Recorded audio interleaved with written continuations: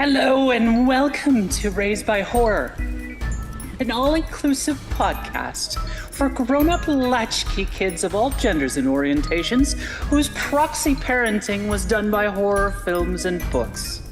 We have a tantalizing show full of dreadful delights, hosted by our very own Richard Kadri and Violet Blue, and of course me, your production demon, Scotland Simons.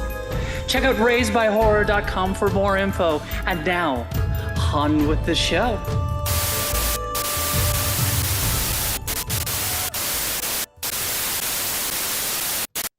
Hello, everybody. Hi. Nice to see you again. Hello. Welcome to Raised by Horror.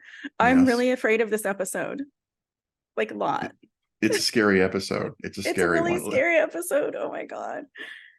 Today we're going to be talking about films that scared the shit out of us as adults. As adults. I'm good I because just- I don't watch any of these because I guess I'm an adult, but I just don't watch anything. So I'm intrigued to see what happens. No, this is where you make your list of films not to see, Scotland. Yeah, Like, I think this you would is- hate both our lists. Oh my God. Thank you. Thank you. I'm here for this. I'm so here for this. Getting ready for this show was just like terrifying because I had to remember and like go back to those places, and I rewatched everything, and oh my God, I've re-traumatized myself for the episode. Everybody, this is fantastic. Me too.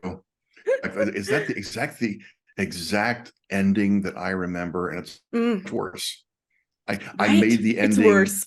I made the ending not as bad in my memory. So Oh yeah, I've definitely got one of those to talk about. yeah. It's just saving me from the trauma every day. I appreciate you both so much. Thank you. But one thing I did notice on both our lists, so what scared us as kids episode, we had vampires, we had aliens, we had giant insects. And I think all of our stuff as adults is basically human monsters. Yeah. Pretty much monsters. I mean, that clocks with real life anyway. Yeah, I mean that's the weird part of growing up. Is like I went from tarantulas to guys who roofie you in the middle of the desert and then try to murder you. Okay, I know which film that is. Yeah. Let's go. Come on. All right, you want to get into it? Yeah. Yeah, do it. Well, that film is Wolf Creek from 2005, directed by Greg McLean, and it is a really hard film. It a great tradition of the city bringing countryside and getting caught up in something really awful.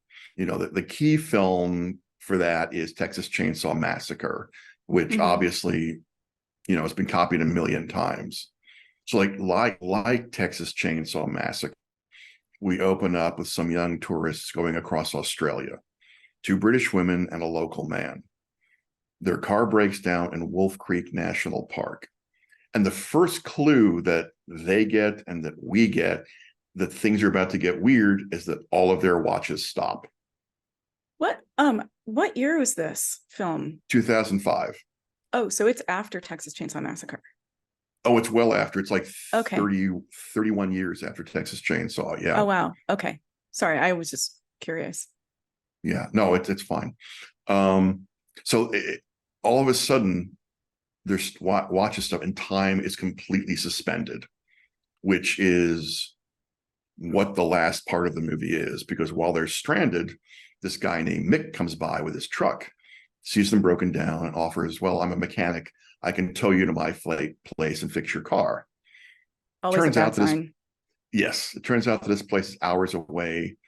It's a mining camp in the desert. And when they reach it, he very quickly roofies everybody. It's like, here, Right. you know, have a drink because it's late and you don't want to get dehydrated. And boom, everyone's out. Strong welcome to Whoop Whoop vibes. It's a Yes. film from a long while ago that takes place in a very similar location in Australia. Oh, Oh, interesting. I've heard of the film. I haven't seen that one. I'll have to I look for haven't seen that. it either. Oh dear. But what's interesting here, I think, is that this is where Wolf Creek diverges from Texas Chainsaw Massacre. Because in Texas Chainsaw, you get the feeling that if the kids had just left the house alone, where the Sawyers live, they probably wouldn't have been killed by Leatherface and the family if they'd just walked past the house. Right. But in Wolf Creek, the difference is Mick is a hunter. Right. And you know he's done all this before. Mick is cruising for victims all the time. He's an Aussie serial killer. He is an Aussie serial killer and just an outback hunter with no sympathy.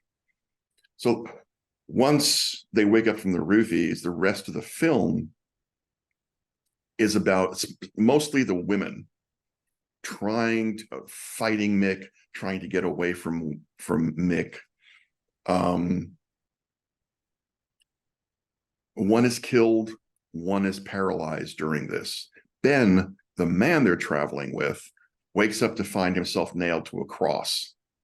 Right. Now, Right. he manages to get out and wander into the outback, and he gets rescued by some passing tourists. What happens at that point is all we know is that Liz is still with Mick at the camp. Christy's dead. Ben is taken into town and put on trial for the missing women. Right. So right. he's all the trauma that went on in the desert, he's re-traumatized by that. And at the end, we're left with just Mick in the desert. I mean, the last image is Mick wandering the desert with his rifle, letting you know that he is out there, still hunting, still waiting for the next city people to wander into Wolf Creek.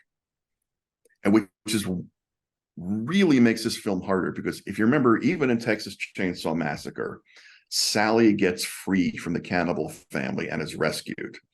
But there is no escape from Wolf Creek. And even if you live like Liz at the mercy of Mick while you're paralyzed, or you live like Ben, who is just broken. Right. And we'll never get past what happened to him and what he saw in the desert. What aspect of that particularly scared you when you first watched the film? Because the whole setup is just horrific. Yeah. Right. And it was a real story too, wasn't it? Supposedly.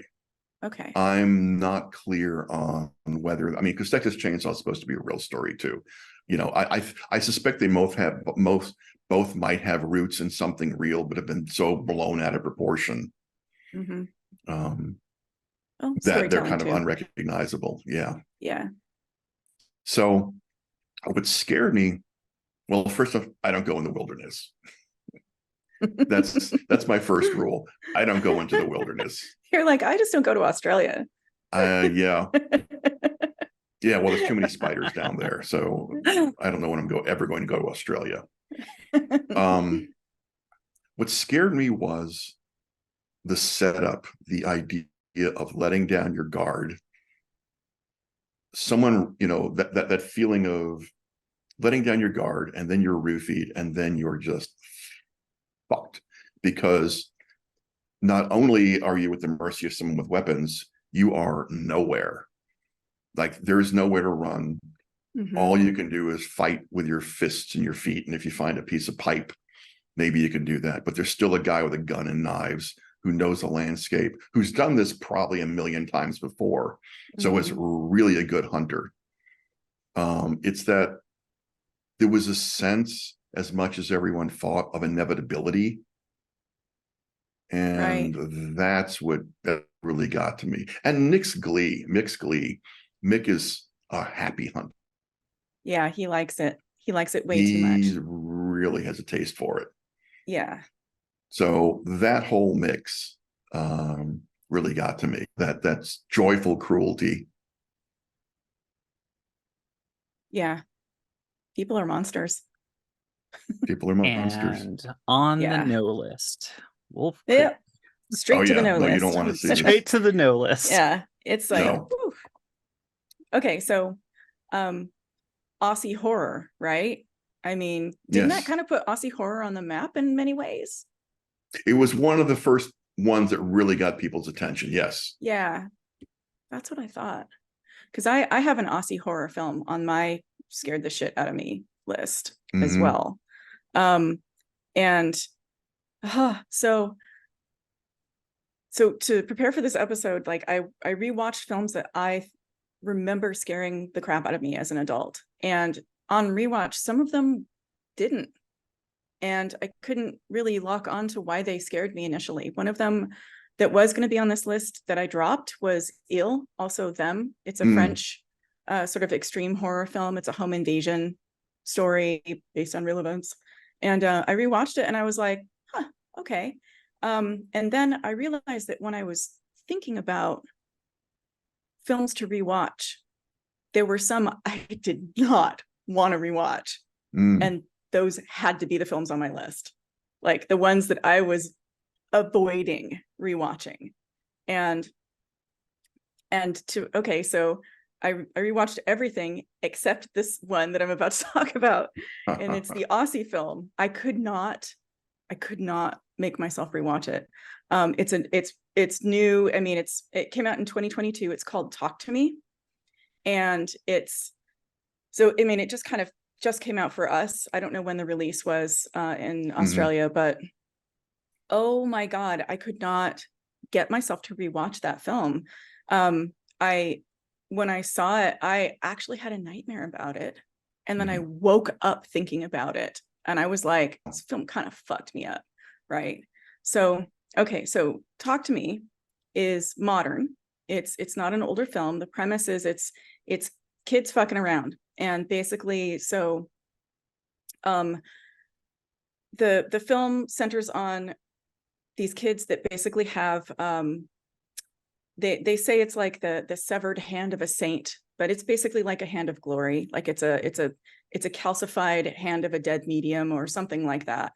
And they all get together, they all sneak out of their houses and they all get together, or they go to someone's house, they all sit together, and these kids basically they put the hand on a table and they light a candle, and whoever's in the chair gets strapped to the chair and holds the hand like they're shaking it, and they say, "Talk to me." And at that point, whoever's in the chair sees someone or something that no one else in the room can see. And when they see whatever they're seeing, they're supposed to say, "I let you in." And then they're possessed by whatever that spirit is. And their head goes back, their eyes go black, and they are maybe having conversations with something someone can't see, or like there's whatever happens to them, like it's different for each person or each kid. And they're only allowed to be possessed for 90 seconds. They have to sever it at 90 seconds and blow out the candle, and they pull the hand off whoever's holding it at that time. So already this is fucking gnarly, right? Because we've got kids that have this working, functional way of being possessed that they're just jerking around with behind their parents' backs. And they're basically doing it like, it's like they're like passing around nitrous at a party, right? Like that's kind of how it's done. And it's a thrill ride for them, right? Yeah, because and kids never fuck up their drug use. Oh no. Nope, never. Nope, they're completely in control. Perfect every time, every single time. Exactly. But the film opens really strangely. It opens basically with this guy who goes to a party and he's looking for his brother, and he figures out which room his brother is in, and the people in the party are like, "The fuck is wrong with you?" And he breaks the door down and they're like, "Hey, you can't do that." And he starts bringing his brother out of the party, and they get down into the kitchen, and he's like, the brother turns around and he goes to grab his brother to take him outside, and the brother turns around and stabs him in the shoulder, and then pulls the knife out, turns around and stabs himself in the eye and dies. And that's how the film opens. Yeah. Yeah. And What? then we learn about the kids in the hand. Yes. And we learn about it through Mia, who is the protagonist. And she has her friend Jade and Jade's little brother Riley.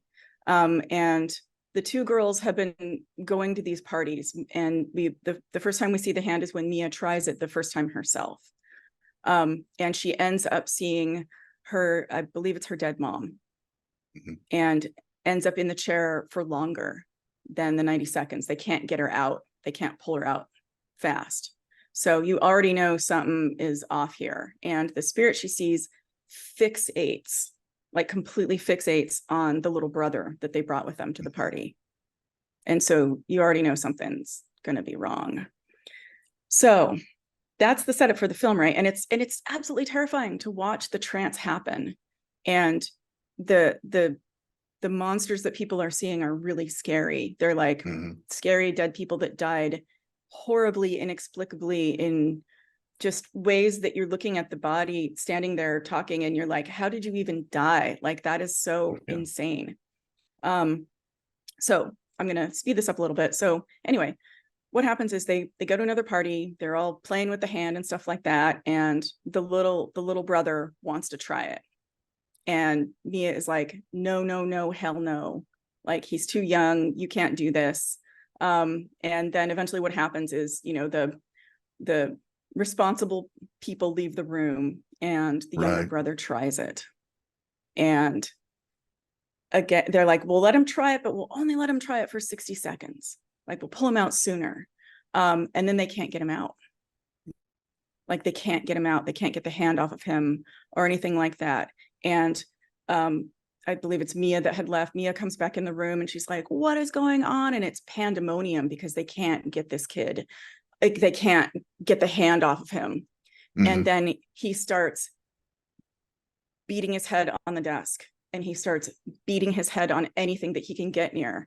And they try to hold him back and he breaks free and he runs over to another, like a credenza or something. And he starts bashing his brains in, like skull fracture time. And then leans back and starts to pull out his own eyes. And that's when they restrain him. They get him to the hospital. He goes into a coma and shit is just completely sideways after that. Yet the kids still play with the hand. They're still having these hand parties.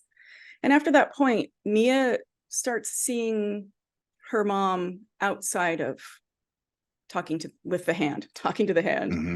And just everything about, like, the editing is tight with this film. Like, the scenes are really well shot. Like, and everything about it is, you're wondering, like, you know, there's this backstory of like Mia's mom committed suicide, but you're starting to realize it might have been Mia's fault for some reason. And she's living with her dad, her single dad, and the ghost of Mia's mom gets ever more present in her life. And Mia starts basically disassociating from reality. And she like cuddles up with her mom to sleep. And you know, you're just like, that can't be your mom. Like, that's just too much.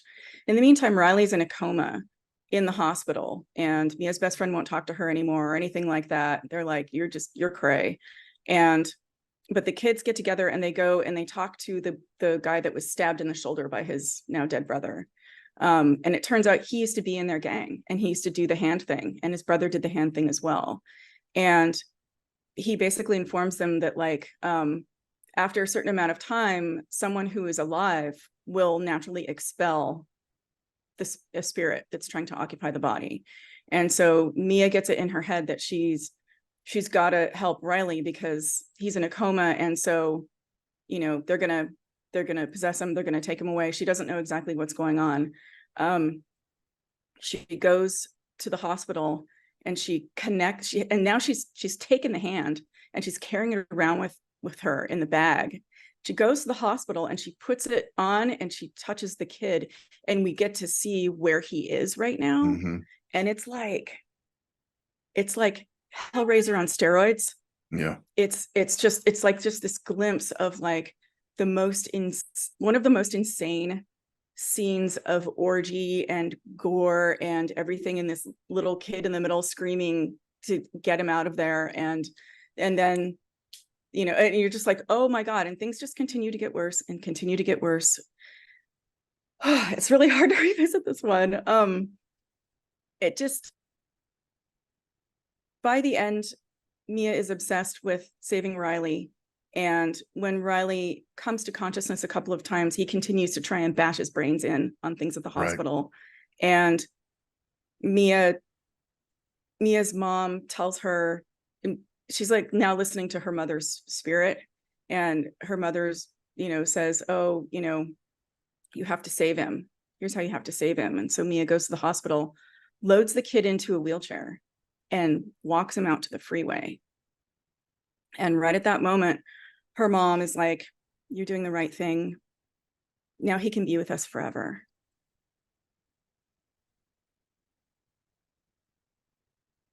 And then, I know, I just got goosebumps so bad. And then you hear a car crash. Riley's sister's running out. And you look back and you see that Riley's still in the wheelchair. And sister has him. And Mia's the one that threw herself into traffic. But she gets up. And she's like bleeding and she's limping. And she goes back to the hospital. The hospital isn't what it seems. And you can tell that it's not really the hospital. And she goes through this period of like seeing her father go down a corridor, who, by the way, earlier she stabbed in the neck. So we don't know if he's alive or dead. She follows him. She sees a wallaby from something that happened earlier in the film. She starts seeing things that connect it back to the earlier experiences of the film, where you're just sort of like, has she been alive this whole time? Is she dead now? Like, what's going on? And then things go dark. And then she hears this, she hears a foreign language. She hears a foreign language. And then she hears, talk to me.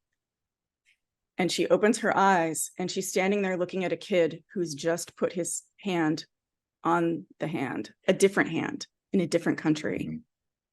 And that's how the film ends. Yep. Yeah, hard no.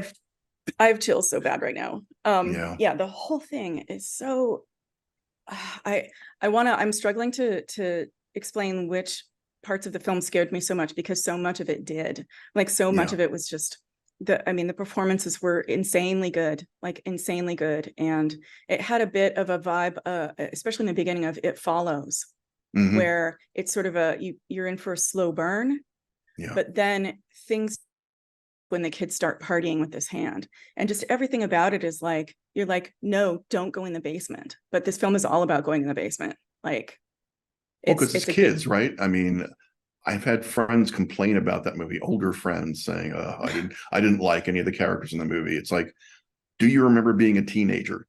Or at least the kids in that movie, the stupid kids who wanted to push everything to the limit. Mm-hmm. It was like, well, that was me and my friends. I mean, and we were idiots about it. And if we had a hand of glory, we would have done the same thing. Yeah. I mean, it's not, it's just kids, but it's also just like, they're bored. They're alienated. Yeah. They're looking for something that makes them feel. And this makes them feel, and they mm-hmm. don't have the guardrails to go, this will go horribly wrong, right? Yeah. Like, but just everything you have everything about inviting something in. Yeah. And you have the smarter kids like Mia, who realizes she's gotten herself into something too deep. And then you have the other kids. This is where the interesting character stuff, because I think it's really well written and well acted. So well done. Oh my God. You get the feeling some of these kids, like, you could have gone on to college, you could have had a life and a career. Yeah. And then you look at the other kids who, like, you might be able to be a gas station attendant if you got your shit together a little bit. And there's kind of that tension, I think, through the film of like, mm-hmm. who's tougher, who's not. And that plays into who's going to hold the hand longest, and who's going to be kind of goaded into it when they don't necessarily want to do it. Yeah. Yeah, totally. So everything about that film scared me. I had bad dreams about it. And I think also it's the visuals too, of the way that they look when they're possessed. It's mm-hmm. a lot. Scotland. Yeah. Yeah. That goes on. That's on your no list. It's well, I've written it down. It's on the no list right here, There you so go. everything's fine. Did they, out of curiosity though, did they ever talk about like where the hand came from? Like I find even in your descriptor, I find that just kind of like creepy and ominous. Yeah, I mean, and especially at the end too, where you realize there are more hands. No. Yeah. What is there a hand factory? Like I don't know. I hate No, to that's add one of humor the- to the seriousness, but my No, do it. mindset here and goes like, is there the ominous hand factory where you can go get your ominous hand and pick it up for your favorite party? Like, Yeah. I that it's never explained where the hand came from. And then at the end, the other unexplained question is, oh my God, there are more. Yes. What is going on here? So there's a hand I epidemic. hope we don't get any sequels, or even worse, we don't get any prequels. I don't want to know where the hand came from, who made the hand, how it came to be. It's just a hand. The kids had it, and that's all we need to know. no, I want a prequel and I want a sequel because I need answers, because this film makes me not sleep at night. Okay. Like I want this shit explained away so I can be like, oh, that was dumb.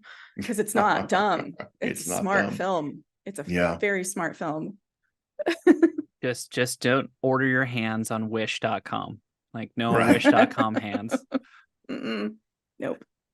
Yeah, so I like the fact it was kids. I mean, it's a movie you could have done with adults, but the fact it was kids really spoke to me in a way of it had been a very different vibe if they'd been older. Oh, for sure. For sure. Because they're exploring their sexuality. They're having jealous spats. They're estranged from their parents. You know, like, yeah. It's that perfect moment where you're kind of exploding out of your life.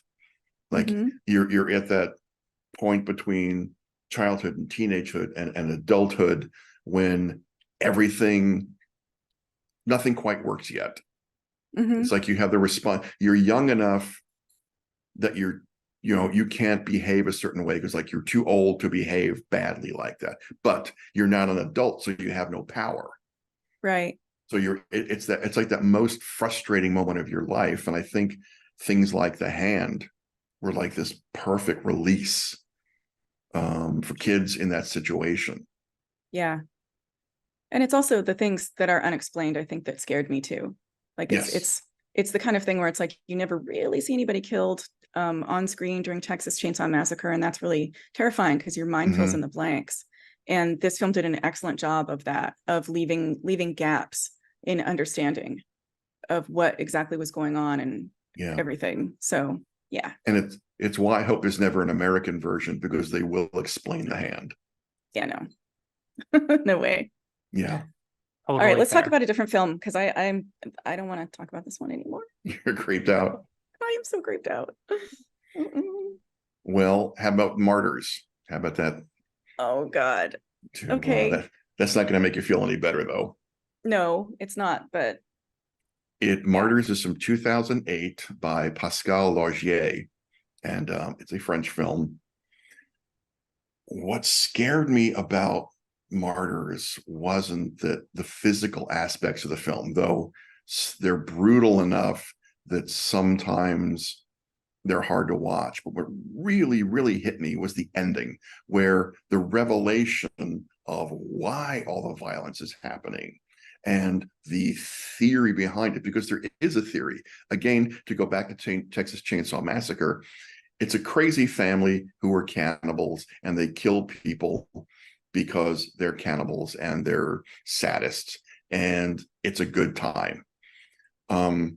For them, these people have theories, very elaborate, very deep theories of why torture is a good idea. And that's, I think, another problem with the movie. Not a problem with the movie, but the movie's perception is that it gets called torture porn. Yes, and that's why I didn't want to watch it. Yeah, which is I think, a cheap argument, because it does much more than that. For instance, I'll compare it to the recent Saw movies, though not the original Saw, which is very different. the recent Saw movies, it's easy to be gleeful and be on Jigsaw's side as he puts his victims in impossible puzzles, and then we get to see them ripped apart. That's I think what people think of as torture porn, but there is no glee in Martyrs. It's a serious movie for grown-ups looking at how violence and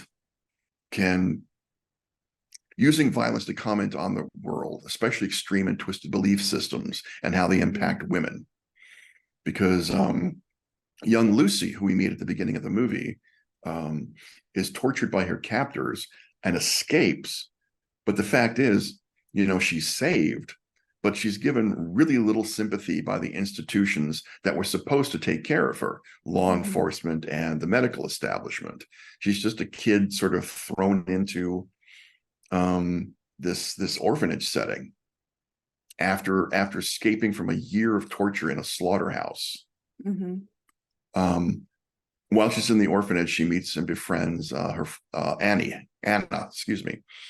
and we see them kind of grappling with who she is and how they can be people together. Then we quickly jump forward 15 years to a home invasion. And what you realize is it's Lucy as an adult breaking into a home of an apparently perfectly normal family having breakfast. Mom and dad are there. The kids are joking about school. It's all that nonsense that you have in your regular, a regular boring suburban life. Lucy bursts in, kills everybody with a shotgun, including the kids. Because she believes it's very dark. And it's it's very dark. But she believes that this family, the parents, were part of the system that tortured her all that time. And she basically hallucinates during the attack and she's been talking about a demonic woman who tortured her. And she calls her friend Anna. And, I've done this thing. Can you come help me basically clean up and get rid of these bodies? Anna, a really good friend, comes to help her clean up this slaughter. Yeah, your friends help you hide the bodies. Yep. Always. But again, Lucy hallucinates being attacked by this woman that she believed tortured her. But all Anna sees is Lucy torturing herself while they're trying to clean up. And here's where we begin to understand what the movie's about. After excuse me, the next morning, while they're cleaning, Anna discovers a secret tunnel under the house, and she finds a tortured woman in it, proving that Lucy was right about the family, and they're part of whatever this system is that's torturing women. After trying to help the woman she finds, who is just physically beyond description, the more she helps her, the more the tortured woman, like Lucy, tries to destroy herself. And what happens is a group of people that she thinks they're the cops burst in, kill the tortured woman, and capture Anna. Now at the groups, they take her to some kind of installation, a group's headquarters, where Anna meets Mademoiselle, who is the demonic woman of Lucy's nightmares. And here's where things got to me. What she explains is, this isn't random torture. This isn't meaningless abuse. They are a secret religious group looking for the secrets of the afterlife by torturing young women, literally inflicting the wounds of saints on them so that they'll enter an enlightened state and bring back visions from the beyond. So they're evangelicals. They really are evangelicals, and that really got to me. Having grown up partly in the South, the evangelical super creeps really got to them. And so I've never Anna's seen this film because I can't. It makes me too uncomfortable. All of this. Yeah. Like, I don't know if you see how uncomfortable Scotland and I are looking right now. Like, yeah. this is not. I don't need to watch this as a film. Like, Well, that's why I think the we've film lived is it. so like, no powerful. thanks. Excuse me. Yeah. Sorry. It's okay. That's why I think the film is so powerful now because of the evangelical connection. Mm. Because we do see abusers looking for answers in the flesh of innocence, and they destroy them. And we see this, especially in America right now, where we're abusing women, minorities, gay and trans people in this grotesque effort to appease these religious extremists. Mm-hmm. And I think, things, they're certainly not getting better. The only moment of, payback in the movie is that Anna, through all the torture, they flay her alive, and Anna does actually reach an ecstatic state, and she does see something, and Mademoiselle comes to her, and it's like, give me, basically like, give me the secrets of the universe. And she whispers something to Mademoiselle, and Mademoiselle, instead of telling what the girl had told her, she walks off and shoots herself in the head, leaving the group wondering what the secret was. Mm. So you get the feeling, that Anna had a bit of revenge. And if you believe the religious underpinnings of their belief system, God got a little revenge too. I mean, it was the power they were after, looking down on them and saying, not happy. Interesting. So it's interesting both ways that, they dove into their religion, and what they found there was the worst thing they could imagine. This leaves me with an interesting question. For those who are very devout to their religious belief in this, situation, Mm-hmm. would them watching something like this have, what kind of connotation do they walk away with?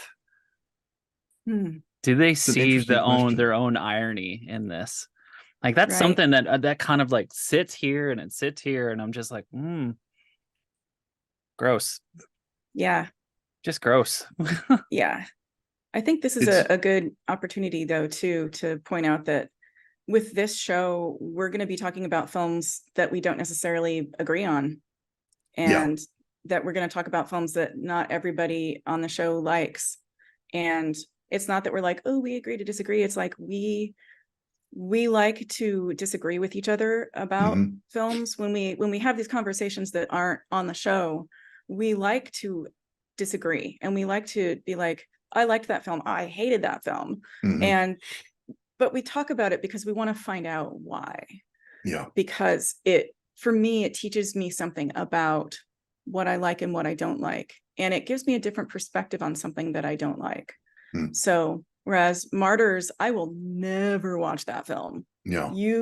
Not in a bazillion years. There is no way. My feeling about that is, I'm an atheist, so I don't need that. And like, as a storytelling vehicle, like, I don't need it. And then also, like, I just don't need to see more of my kind tortured and harmed and gratuitously or anything like that. I don't need it. And I like my healthy boundaries about my horror. So absolutely, that's just not going to happen. But I was really curious when I saw that you had that on the list, because I was like, why is that particularly terrifying for him as an adult? Right. It is, again, a bit like Wolf Creek, in that you're caught up in someone else's belief system.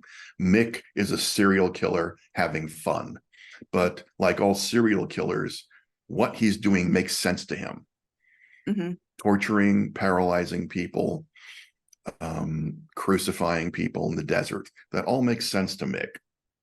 And it's the same thing with these people. I'm afraid of mobs. I'm afraid of groupthink. I'm afraid of belief systems Mhm. that get people to do things against really not their own better judgment, but against their own humanity. Mhm. You know, Exactly. they take away the humanity of these victims, but they're also removing humanity from themselves. And that's what I think what scares me about Exactly. evangelicals Yeah. who want to go after women, gay people, trans kids. They are, to me, taking themselves out of the human race. They are othering themselves in the cruelest, most dangerous way possible. Absolutely. It's this wild, unchecked, unrestrained, unself-conscious set of Mhm. beliefs. It's like a psychosis run rampant, taken Yeah. to its conclusion. Mhm. And I get that. And our belief trumps all. You know, Yeah. that's you even Well, see it. that's mm, You even see it in I think even in the abortion rulings right now. I mean, Mhm. you oh basically God, yeah. have people in Congress who are basically like, well, I read the Bible and I believe this, and therefore the entire country must bow to what I saw in the Bible. And it's like, dude, that's theocracy. It's like, Yeah, no, it's not. It's Jesus. you can't call that a democracy. That's Yeah. Yeah. not. It's also unsustainable. Yep. Ugh. So, okay, so I have a film on my list fits in this discussion, Okay. and it's called Hereditary. I Mhm. know a lot of it was a very it was kind of a breakthrough 2018 horror film. And I'll admit that I didn't see it at first because so many people were like, oh my God, and saying, you know, it's amazing, it's incredible. And they were calling it elevated horror, right? Like along the lines of Get Out and things like that. And I was like, honey, horror's been elevated for a while. Like, I don't know Yeah. why Hollywood's dissing of horror is just such a fucking joke at this point. It's Mhm. insane. And it's Well, insulting. It's saying insulting. elevated horror is like going to a restaurant and being charged $75 for a hamburger because It is. you know somebody deconstructed it on the Richard, plate or Right. some nonsense like that. Richard, let me just get the table ready. It's an elevated hamburger. It's an Elevated elevated. to a Thank new you. level of heights. Thank Has you. Right. distinct boutique flavors from the Mm, most exciting locales on the planet. It's really just perfect. American cheese. Exactly. Exactly. Well, and to juxtapose that too, it's like, you know, the reasons it was called elevated horror were obviously to appease people who, you know, who disdain horror and who Mhm. think that horror is a lower art form or a lower film form, and have little experience with horror. Because if you you know, don't get me wrong, Hereditary is one of those films that should have won Oscars. Yeah. Tony Should Collette. have, especially Toni Collette. Like, but to say that this, you know, to make up a term to make yourself feel better about calling horror art Mhm. tells me that you are wildly inexperienced at watching horror films and Yeah. consuming horror culture. Because yeah, this has been going on for a while. Anyway, okay, so Hereditary. I didn't see it for a while because of that hype.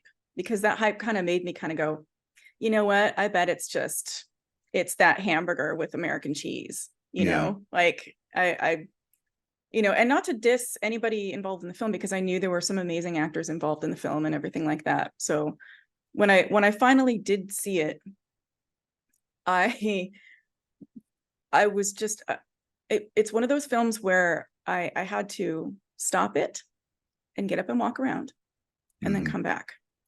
And to the point that you made earlier on the show about, you know, remembering the endings of films, when I rewatched this film for today's show, I completely misremembered the entire ending of this film. And I think my brain did that to protect me. Yeah. Right? Like, I think it was like, I can see that. my film was like, I'm gonna carry these memories around. I got you, girl. We're just gonna, We're those gonna are make going that in go the, away. exactly. Abracadabra. So Hereditary, it's an amazing film. It's so meticulously shot.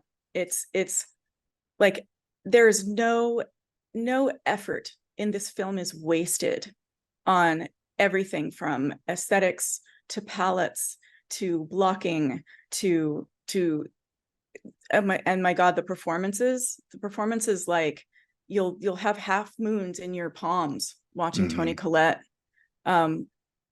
just go over the deep end.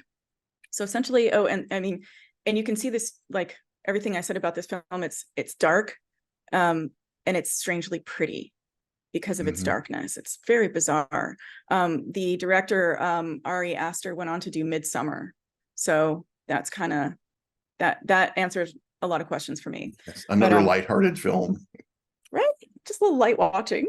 Yes. Oh God, I love it. Anyway, so Toni Collette plays Annie. And when the film begins, Annie's mom has died. And that's the grandmother. And Annie is married to a guy who's a psychologist, and they have 2 kids. They have a daughter and a son. The daughter's younger, son is teenager. Grandma dies. She inherits a bunch of grandma stuff, but grandma was pretty secretive. Like, there were things grandma was up to that they don't really know that much about. And she joins a support group. She goes to the funeral and she's like, I didn't know my mom had this many friends. Like, where'd she get all these friends from? Like, this is weird. And then she joins a support group and starts talking about her relationship a little bit with her mom and things like that. And Annie's whole thing is she creates miniatures, like miniature houses. So like not like doll houses, but like aesthetically, architecturally pleasing and perfect, but they're also very artistic, right? They're like art projects. And she's got a whole room dedicated to doing that. So you've already got this weird, creepy vibe of like, are we going to have some story told through what we're seeing that she's doing with these miniatures, right? So there's always setting up this sort of sense of dread that's going on with the whole thing. Unbeknownst to Annie, while she's at one of the support groups, her mother's grave is desecrated. And the dad just deals with that. He's just like, oh, okay, I guess some vandals broke in and tried to dig her up or something like that. That's terrible. Like, whatever. Okay, let's, I'll take care of that because she's grieving. And the daughter, Charlie, like we see her drop some hints about her strange relationship with the grandmother, where at one point she says, Grandma wished I'd been born a boy. That creeped me out. That moment really creeped me out. It's like that means more than what she's saying. Absolutely. And so for the pivotal scene where things really start to kick off for the film, the teenage boy is going to go to a party. He's going to go to, teenage kid party. And the mom is like, take Charlie with you. Just take her with you. And he's like, I don't want to. And she's like, take your younger sister with you. So he takes Charlie with him. They go to the party. He's upstairs getting stoned, doing, kid stuff. And Charlie's downstairs and she eats some chocolate cake. And we realize that she has a severe nut allergy. And she starts to go into anaphylactic shock. She makes it up to his bedroom, not his bedroom, the bedroom he's in. And is like, I feel funny, my throat, I can't swallow. And he's like, oh shit. He grabs her, runs her out to the car and starts driving to the hospital. As they're on the way to the hospital, Charlie can't breathe. So she rolls the window down and she sticks her head out to get air. He swerves for roadkill and her head comes off on a pole. I'm sorry, Scotland. I'm sorry. Yeah. I know. No, so don't apologize. I'm here for this. I signed up for this adventure. Please continue. Okay. As it turns out, this is based on a real accident that happened. And I'll come back to that in a second. He pulls over, he sees what he's done.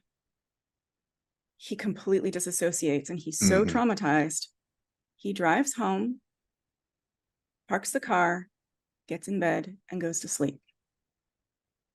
We wake up to the sounds of his mother screaming, finding Charlie in the back of the car. And at some point later, we see a shot of the head that's, after the sun has come up, still on the road with ants crawling on it. Covered in ants. The ants really, more than the actual head, the ants, nature getting a hold of it. Yeah, I wouldn't mention that, but the ants come back later in the film. Yeah. So, so that's all nice. So what then starts happening is basically a family drama of a family that is broken, where Toni Collette is processing her grief and it's coming out as anger.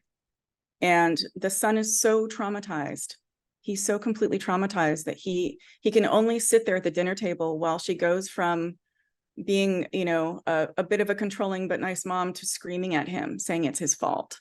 And it's so uncomfortable, which, I mean, this film was originally intended to be just a family drama. It wasn't intended to be horror, but apparently halfway through, he decided, no, this is horror. I'm going to go back and start adding in these horror elements. And that makes a lot of sense.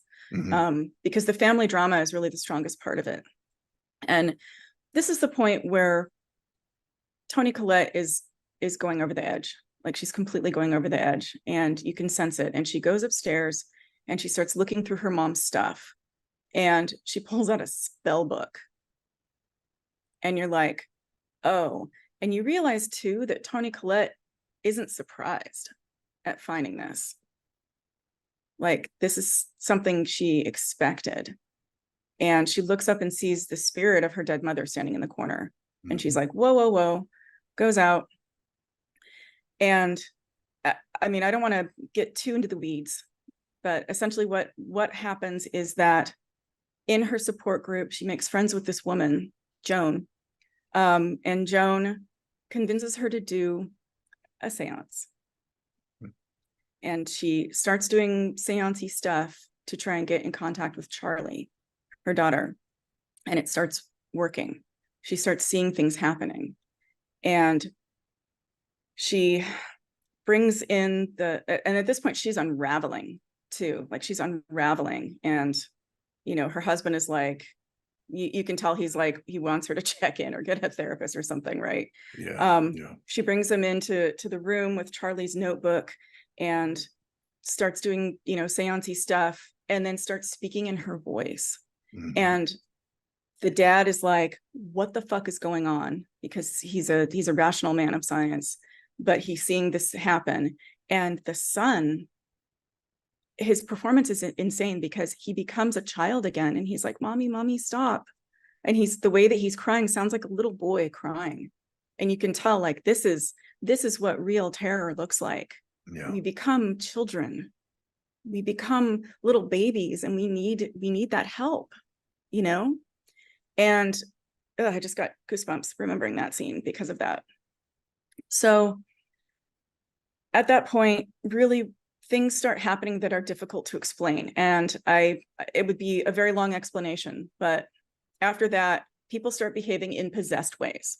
And Toni Collette starts deciding that she needs to save her family, save her children, or save Charlie. Like, it all gets mixed up in her head. And at one point, the son is in school, and he's disassociated so much to the point that he's sitting there at his desk in class, and he looks over at a cabinet with glass on it, and it's himself looking back with a different expression on his face. And he stays like that for a while, and then he starts slamming his head on the desk and slamming it and slamming it. And I found out, reading some of the backstory about this film, so he apparently was so deep into his method, he actually said, I might break my nose to the director. And the director was like, no, we're going to make the desk foam. But they didn't make all of it foam. They didn't make the bottom part of it foam. Oh. So he actually got really fucking hurt in that scene. He dislocated his jaw. So the performance that you see, and I'm glad I didn't know this before this rewatch. The performance that you see, he bangs his head on the desk until everything comes apart, and he ends up on the floor, and he's got blood streaming down his face and streaming down his nose. It's his real blood. And his leg is swollen, and his ankle is puffy, and all of that was real. Jesus. So didn't know that. I didn't either. And the actor later said that film really, really messed him up, like emotionally and physically. Like he went all the way. He went all the way. So he ends up in the hospital. The father gets him. Toni Collette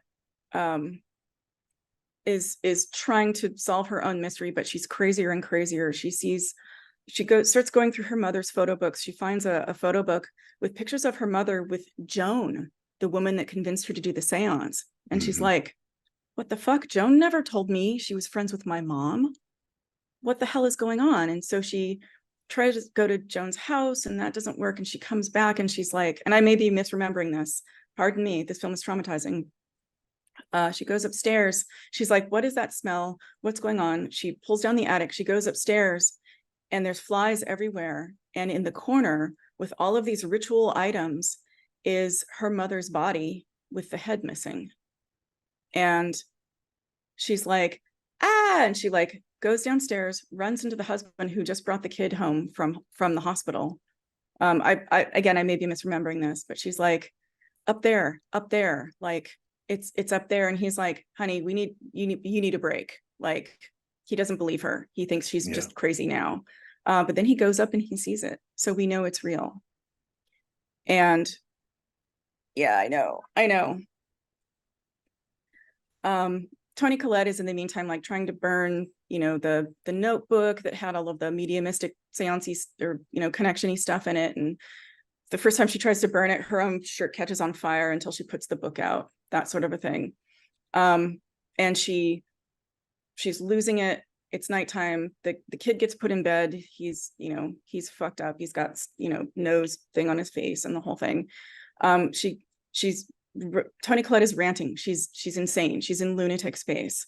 And she's like, we have to go. We have to destroy this book. We have to get out of here. We have to, and she's just like going and going and going and going. And she's like, I have to save you. I have to save this family. And he's just like, the dad is just like, wow, okay, fine. And he takes the book and he throws it into the fireplace, and he bursts into flames. And she's just standing there watching him burn. And again, her performance is unreal. What's funny too is that Toni Collette before this film had said she only wanted to do lighter films, but saw this script and was like, I want to do that. Dear. Yeah, right. So the father burns to death. And then we see the son in bed, and he's like waking up. It's nighttime. He's waking up. And I think it's like he thinks he hears something, or he thinks he sees something. Again, my mind is blocking a bunch of this stuff out. And it's this scene. This is a scene this is one of the scenes in the film that a lot of people can't unsee. And it's one of the scariest scenes in the film, because he's in bed and it's dark, and it's all lit in dark and blue tones and things like that. And his room is completely dark. And he gets up and he sits up and he looks around, and his door is open. And then we see, coming slightly into more light and more focus with the camera, I think pulling back a little bit, up in the corner of the room is his mother. She's like a spider up on the wall. Yeah. And then he turns to look, and you see her scuttle out over the ceiling. I'm getting goosebumps so bad. And run out. And then he looks back that way, and he goes downstairs. And as he's going downstairs, we're seeing that there are some people outside, and there might be more people in the house, but we can't really tell. And he finds his father's body.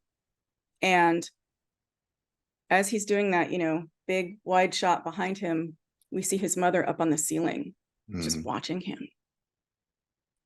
And at that point, that's when he runs. He books and runs, and he runs, and he gets to where the attic is, and he pulls down the ladder, and he gets up the stairs, and he pulls it shut right before his mother gets there, and you can hear her banging on the ceiling and banging on the ceiling, and it's like this really fast bang, bang, bang, bang, bang, bang, bang.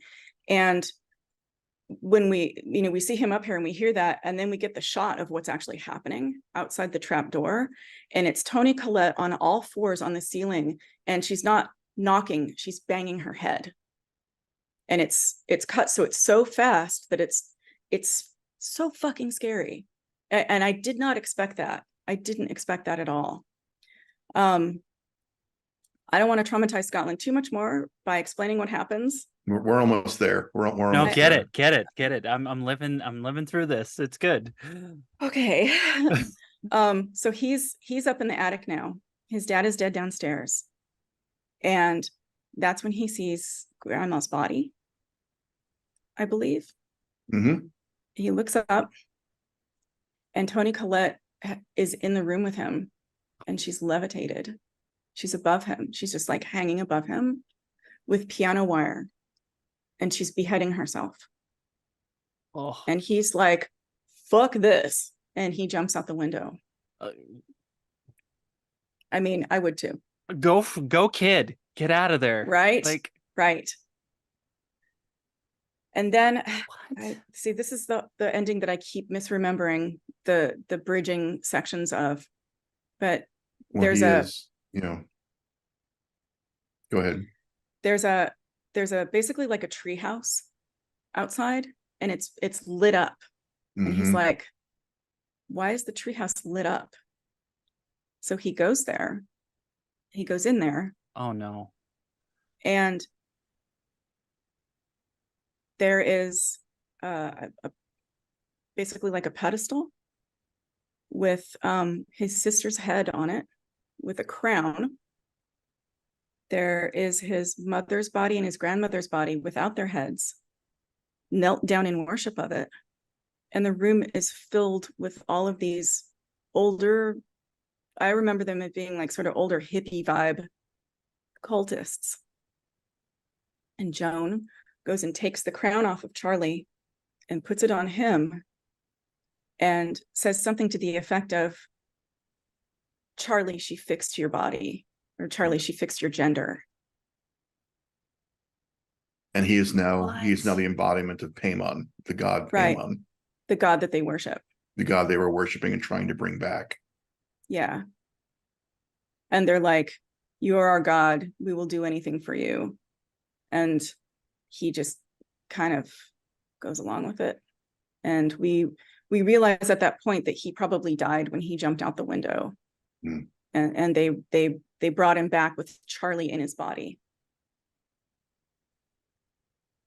So it's, a little light watching. We find out that the grandmother was basically like Queen Leith. Mm-hmm. She was the queen of their. She was the queen of cult. the cult. Yeah. Yeah. So it's. I mean, I got the feeling that she'd been manipulating the family the whole time. Like. Oh, probably. Yeah, probably. And we don't know like Toni Collette's character. We don't know how complicit she was. Because it's pretty clear that she's the one that desecrated her mother's grave at one point. So it's it's powerfully terrifying for just everything about the way the scenes are set up. Everything about what we see is so horrifying and so shocking that even if you know about it going into the film, the performances and the meticulousness of everything and it's gonna get you every time, every time. Like I rewatched it and I was like, I had to again get up and walk around and breathe and like look away for a minute and things like that, because it's so intense. It's so intense, and there is some blood and gore in it, but it's not really bloody and gory necessarily. Like it's not the torture porn stuff or anything like that. Like it's again, it's about the things you can't see. And it's just, that film is powerfully terrifying to me for so many reasons. Well, Yeah. I think one of the things that got me about it, that I think maybe got you about it too, and I think you've been kind of talking about, is it's shot like a regular movie. It's not shot like a horror movie. It's shot like a family drama. It's shot like a drama. Yeah, like a family drama. There's For nothing sure. there's nothing sensational about the shooting of the movie and the Yeah. characterizations. These are regular people falling apart, and that's what it looks like. There's Yeah. nothing until the very end. You're not getting any kind of horror content, really. You're just getting a Yeah. family. Well- And this actually ties into another movie I want to talk about, but we can take a break. Yeah, I would love Yeah, to we take should a have a break. little. We should have a little bit of a breathing room here, because like the retelling of that film, like I'm sitting here riveting. Like, what? That film will fuck you up. I will really quickly say there's like a little bit of gallows humor about that film.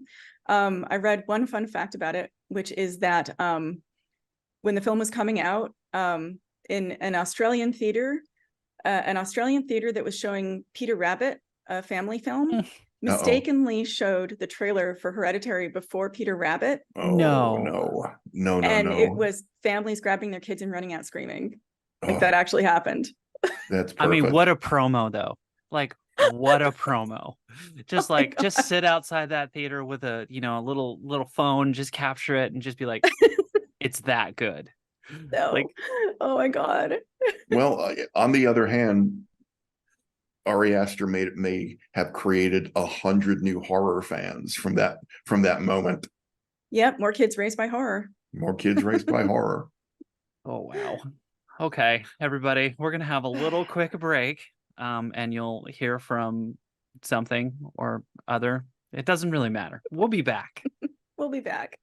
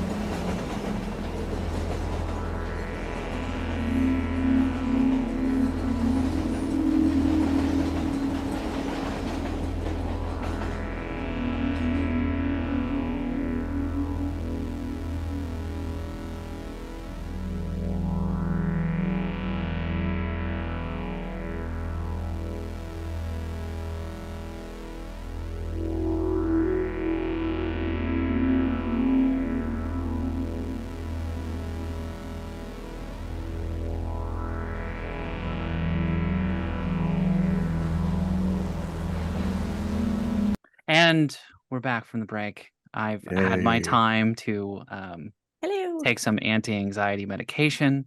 Oh. I've gotten at least half my new beverage gone already. So I think we're ready to talk about some more terrifying movies from you two.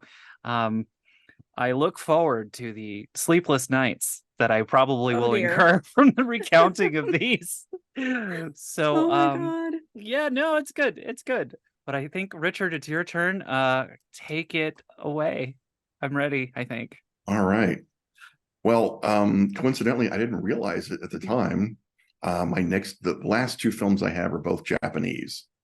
I love Japanese horror, and these are two very different kinds of films. But I do think my first film ties in with Hereditary in terms of it being a domestic drama. And it's a film called Audition by Takashi Miike. It's from 1999. I didn't mean to giggle, but like thinking of Audition as a domestic drama, I'm just like, well, the way wow. it's shot, it really is. I mean, I think it's like Hereditary in that if you look at the camera work, if you look at the lighting, if you look You're at like, it's a family film. Yes. But he shoots it again like a domestic drama. Like here's just our daily lives and here's our troubles. So there's no like, there are no scary shots and zoom lenses or anything like that. It's just shot like, here are our lives. And then horrible things happen. But Audition is interesting to me because it's really the movie that put Takashi Miike on the map in the US. It played all over at art houses all over the country. I saw it at the Castro in San Francisco. Nice. And it caused a bit of a sensation for the film itself, for the ending, but especially it has one of the great jump scares in movie history. I've never seen it in a theater where people didn't scream at one moment. And it's an earned moment. It's not like a cheap, like you open the door and the cat scares you. It's a real jump scare, and I admire it. The movie is based on a novel by Ryu Murakami, and who was the author of, and he's not the same Murakami like Haruki Murakami that we all know and love. This is Ryu Murakami, the kind of more punk of the Murakamis. And he wrote off books such as Coin Locker Babies and Tokyo Decadence, which is also an interesting film. Such a great film. Yeah. And what I was saying before, it's most of Audition is not scary. And that's what's really interesting to me. Miike had done a lot of gangster stuff. He'd done a lot of really sensationalist cinema. But when it came to Audition, he calmed down everything in his style. It's the story of a widowed middle-aged man, Shigeru Oyama, who's looking for a new wife. And he goes about it in the worst way you can imagine.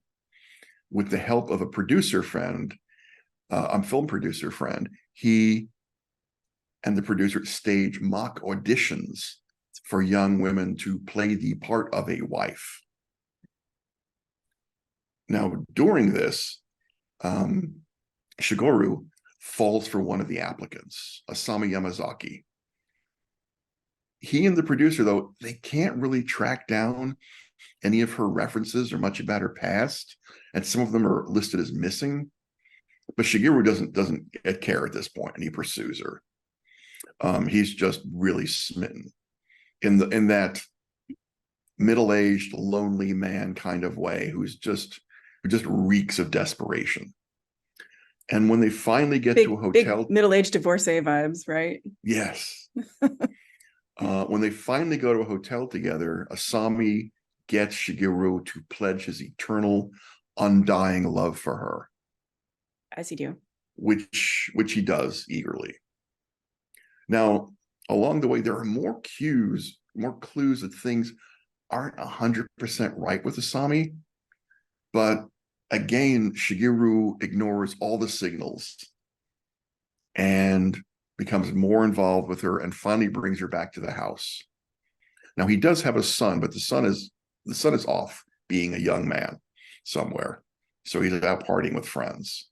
So Shigeru is back at the house with Asami. They're having a nice evening. She gives him a drink, and like Wolf Creek, she roofies him. And when he wakes up, Asami is there. He can't move. And she begins to torture and dismember him. And like the domestic drama style of the rest of the movie, the shooting is very simple and very realistic. It's very quiet and not sensationalist at all. Asami speaks quietly and happily as she saws Shigeru apart.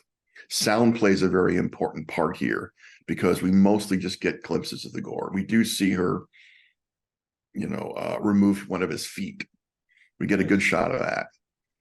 Now, luckily for Shigeru, his son arrives home before Asami can completely take him apart. And they get into a fight.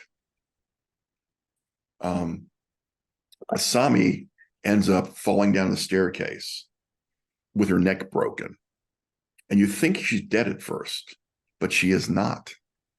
And what she repeats is part of what they said at the hotel together, that she simply wanted him to love her eternally because Basically, she was a lonely person and she didn't want him to ever leave her. And this was her response to being afraid of being alone. She reminds me of killers like Dennis Nielsen and Jeffrey Dahmer, who also killed out of loneliness and tried to make their victims into companions who would never leave. And it's definitely a middle-aged guy story, but I think everybody who's ever been single and lonely kind of asks themselves a question at the end of the film, like, how have I presented or misrepresented myself to someone on a date? Or if you were ever on a dating site, like, what did I say to make this person think I'm who I'm pretending to be, and they're pretending who they want to be? Well, it raises the specter too of questions we should ask ourselves, like, how far am I willing to go to not be alone? And why am I so desperate to not be alone?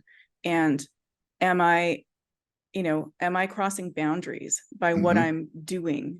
Like weighing that fear of loneliness versus moral and ethical choices and dilemmas. And yeah, it's I'm so happily single and not, I'm not lonely at all.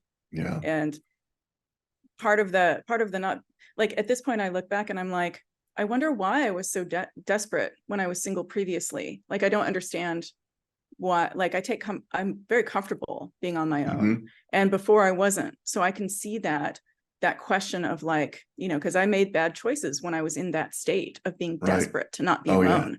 I made really bad choices, and I think that's kind of definitely at the crux of this film of like, how. I mean, obviously she's, cuckoo for Cocoa Puffs, but like, she just went all the way there. But so did he. He invited her in. And, he started off the entire relationship with a massive lie with the audition itself. Yeah. And I don't really think he thought about anything that's going on. I mean, what got him into part of this trouble is he is not a person prone to self-reflection. Right. And people in that state probably aren't, but I also think middle-aged guys really divorced feel ones. that. Yeah. That loneliness, though, that feels like so inherently human that, like, everybody has that. Like, and so that's interesting. That kind of makes that story seem like, aside from the award for, it sounds like, best gross ASMR. Oh, I know. Seriously, ew. It seems like it kind of comes into that realm of just like touching on the fear of loneliness, which I love Japanese cinema for this reason of how much they like really poke at these human things. That's fascinating to me. And like I said the sound during that final dismemberment scene is so unsettling, and part of it is Asami the whole time is just making these little tiki tiki tiki noises. It's her little happy sound as she's taking him apart. Oh, she's so happy. She's so happy. She has him. She has him forever now. Yeah, you won't find those sounds on any sleep apps, that's for sure. It would be I think it'd be a great ringtone. Just oh, that is so you. Oh my god. Oh my gosh. It's okay for everyone following along at home. I will have some sort of suggestion at the end of these films for something cozy and comfy to watch. Yes. Okay, well, I'm gonna change this up with my next selection. And my next selection is like, God, it still has scenes that get me. Oh my God. It's in our first episode, we talked about Hill House and Hell House. So I think if viewers saw that episode, then you're well familiar with the discussion that we've had about both of those. And I deliberately didn't talk about The Haunting of Hill House, the 2018 Netflix series. And I need to talk about that now because it scared the crap out of me when I first watched it. And then it scared the crap out of me again when I just rewatched it. And it's funny because I talk to other friends that I share horror tastes with, and they're like, I didn't like it. It was too obvious, or, oh, blah, blah, this or that. But on rewatch, I realized that it is so completely complicated. Like it's a season. It's a season, right? So it's several episodes.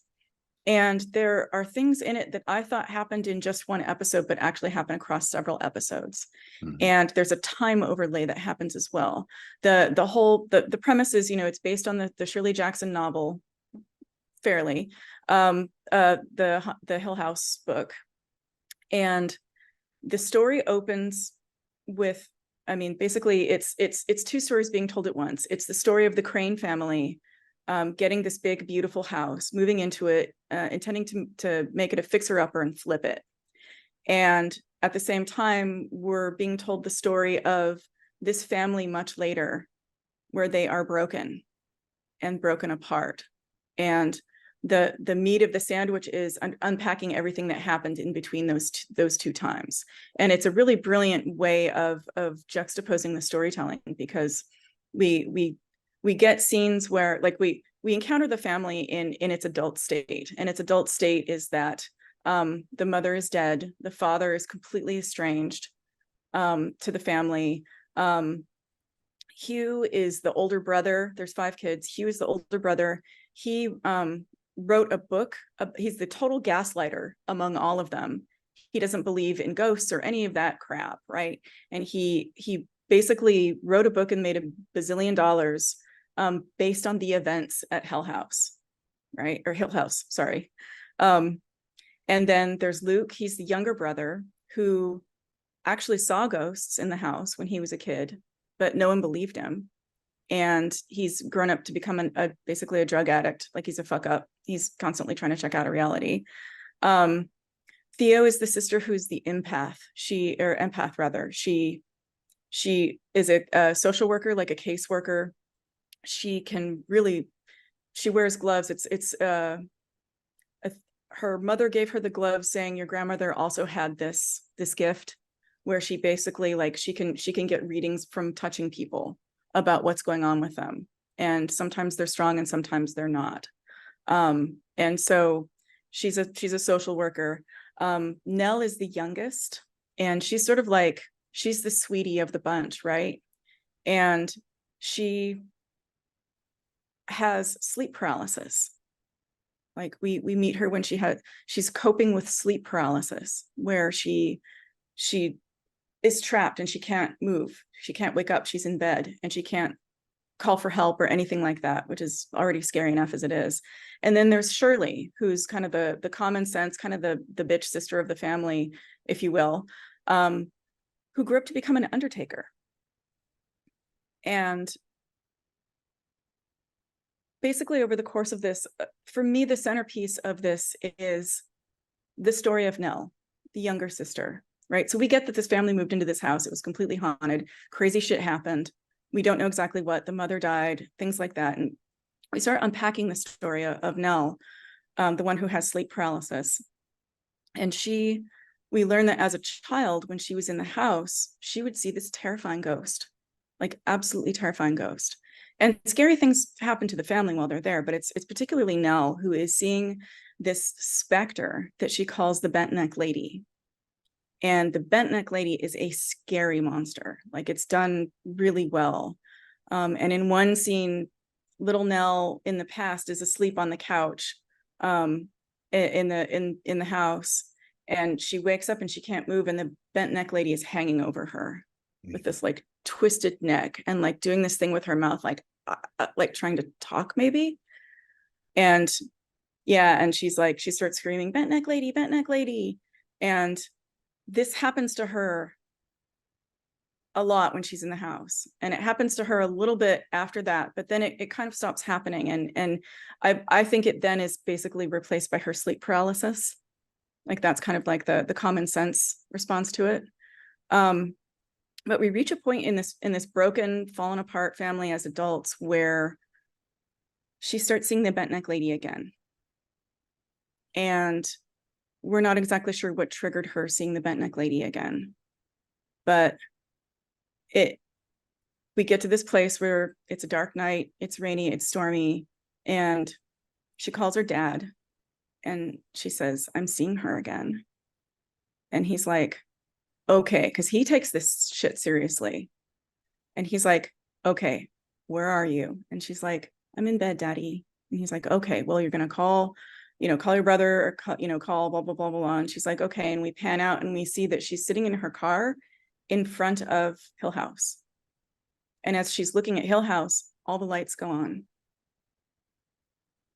And she puts the phone down and she goes in the house. And when she goes in the house, she walks into her past. She walks into seeing her family all together again. And they're happy to see her. And she sees her mom, who she misses. And her mom is like, and the house looks exactly the way that it did. And when we're seeing it from her perspective, we're seeing the house being beautiful and like it was back then. And then we occasionally get these faraway shots where we see that she's in the house as it is now. And it's decrepit and it's empty and it's broken and it's scary and it's dark and it's full of cobwebs and it looks dangerous. And her mom brings her upstairs and says, "Got to put your dress on. We got to get ready." And Nell goes into her mom's room, pulls out her wedding dress and puts her dress on. And her mom comes in and is like, "Hurry, hurry. We can't keep everyone waiting."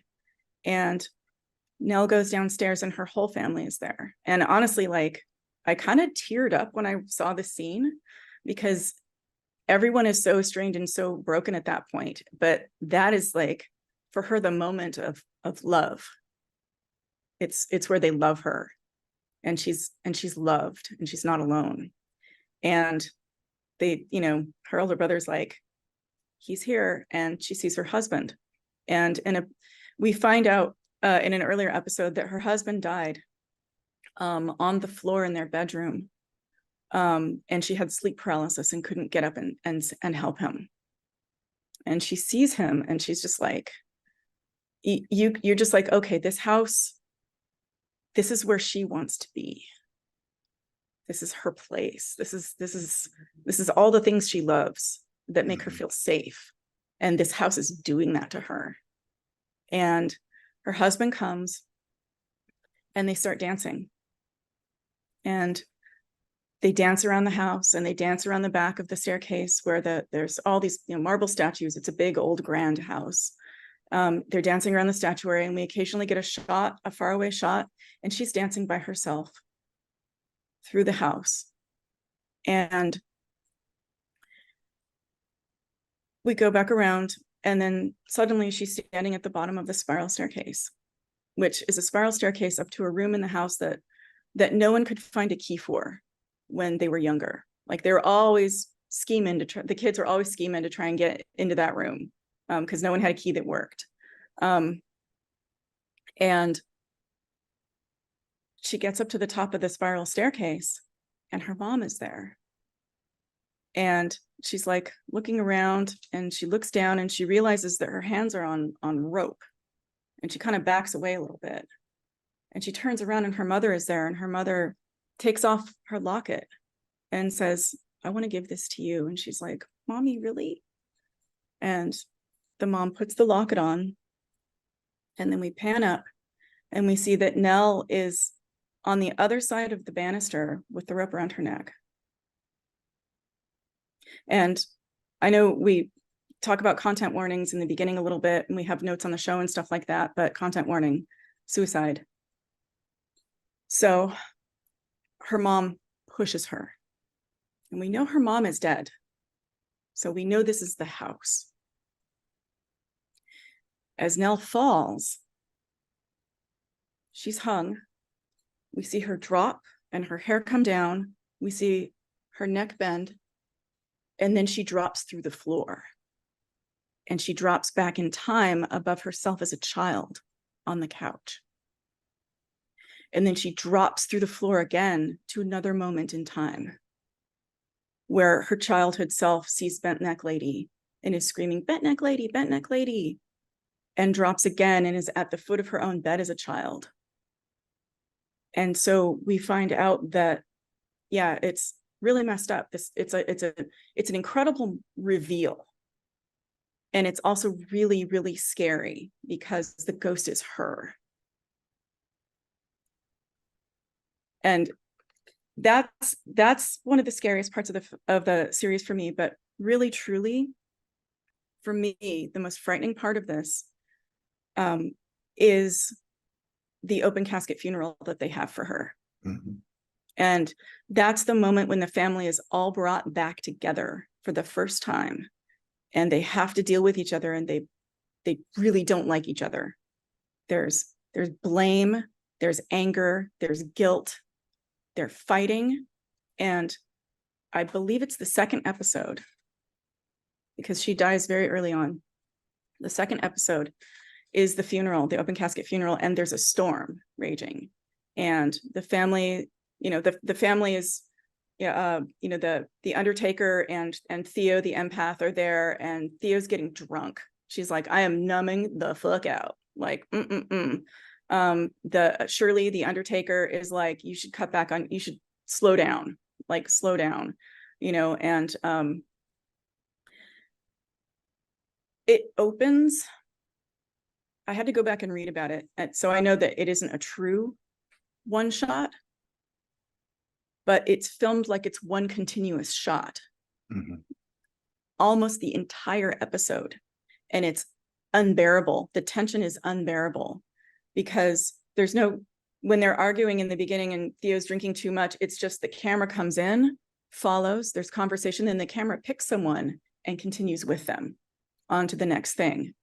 And it's already really amazing to watch, and it's already very unsettling. And as the family's showing up and bickering and things like that, they're starting to confess things to each other and reveal things to each other about what they did or didn't see in the house. And the older brother is still gaslighting everybody about whether or not ghosts exist and things like that. And there are these shots where you're starting to realize that you're kind of focusing a little bit on what's going on with the casket in the background behind them. There's a lot of scenes like that where you're like, I'm going to see something, and you're looking at details and you're getting worried about what you're going to see back there. And it's very intense. And at a certain point, they're yelling, they're arguing, they're like, fuck you, they're mad, they're breaking up again, basically, as a family. And Shirley goes back into where Nell is in the coffin and says, all right, which one of you did this? This isn't funny. Who did this? Which one of you did this? And the family comes in, and we turn to the shot of Nell in the casket, and she's got buttons on her eyes. And one button, it's filmed so perfectly, like one button shines the whole time, and you're like not sure why. And that begins basically this long night of basically terror in the funeral home, where the father walks down a corridor and he walks into the past, and we start seeing more stories told about what happened to these kids and what happened to this family. The scene eventually, as we learn more about everything, the scene eventually ends when once again they're fighting and they're angry at each other, and shit's falling apart once again, and the coffin just falls on the ground, and everyone stops, and they become human again. They stop being angry and they become human again for a moment. And you realize that was Nell's power, right? Was that she made them human. And they go and they kneel, and like one of them holds her hand, and Shirley like straightens her hair, and she's like, I have to fix her makeup. I have to say, it's one of the most effective series I've ever seen in terms of powerful storytelling, really, really smart and gifted storytelling, and just epically feeling frightened without there are jump scares, but you're afraid without the jump scares in this one. Mhm. It's beautifully done. It's beautifully done. So that's mine. Mike Flanagan is really a master of this stuff. He really is. The mini series horror. I mean, he's done some good features, but Midnight Mass, so good. House of Usher. Mm-hmm. He really, really knows how to create tension over a long period of time and tell an interesting story with good characters along the way. Incredible performances. My God. Yeah. Yeah. Okay. So that was mine. All right. Well, my last one is a movie. It's kind of obscure, so I hope people don't get mad at me for choosing it. You can find DVDs of this on places like eBay. It does stream on places like Shudder sometimes. So if you look for it, you might be able to find it. And it's a 2005 movie called Haze by Shinya Tsukamoto. I've never seen it. It's like I said, it's kind of obscure. I'd seen a lot of his movies before I even heard of this one. I just stumbled across it. So for people who don't know, Shinya Tsukamoto is most famous as the director of Tetsuo the Iron Man, that early black and white cyberpunk movie. Yeah. What scared the hell out of me with Haze is that I'm claustrophobic. And most of the movie takes place in a very confined space. Yikes. And apparently Tsukamoto got the idea for it from the tunneling scenes in The Great Escape. And it's a short movie. It's only 49 minutes, but it is rough and visually hardcore and relentless. Wow. So an unnamed man played by Tsukamoto himself wakes up in a small, confined concrete space with no idea who he is or how he got there. He's bleeding from a wound in his stomach. The movie is one of those great, simple concepts of him trying to navigate his way out of a labyrinth and figure out why and how he got there. Wow. So he drags himself through what feels like a concrete grave to places that are more like torture chamber. He flashes on images of men being tortured and killed and a screaming woman in a face of dismembered bodies. Yeah.